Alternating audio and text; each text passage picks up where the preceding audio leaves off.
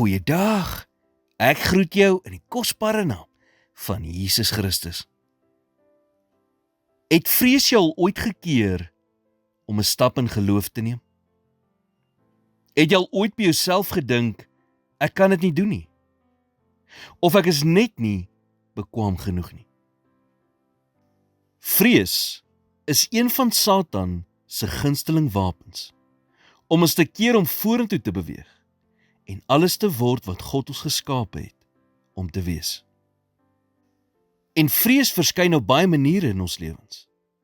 Dit kom deur dinge soos twyfel, onsekerheid, bekommernis en angs. Daarom moet ons versigtig wees vir gedagtes wat begin met ek kan nie of ek is nie. Die vyand bly besig om ons aan ons swakhede te herinner. Alles wat ons nie is nie en wat ons nie kan doen nie. Maar ons hoef nie na hom te luister nie. As ons God se woord ken, leer ons wie ons in hom is. Die vyand sal altyd jou swakhede uitlig en vir jou vertel wat jy nie is nie en wat jy nie kan doen nie.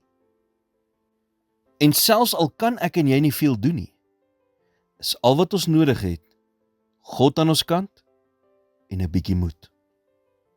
God het ons geloof gegee, en dit is wat ons nodig het om vrees te oorkom. Dit beteken dat al is ons soms bang, ons nog steeds vorentoe kan beweeg en groot dinge kan doen. Dawid sê in Psalm 56 vers 4, die dag as ek vrees, sal ek op U vertrou. Ons sien in hierdie skrifgedeelte dat Dawid nie sy vrees probeer wegsteek het nie. Eerder het hy dit erken en geglo dat vrees geen verskil kan maak in sy lewe, solank as wat hy sy vertroue in God behou nie. Moenie toelaat dat vrees jou toekoms steel nie. Jy sal nooit weet wat jy kan doen, totdat jy 'n stap in geloof neem en uitvind nie.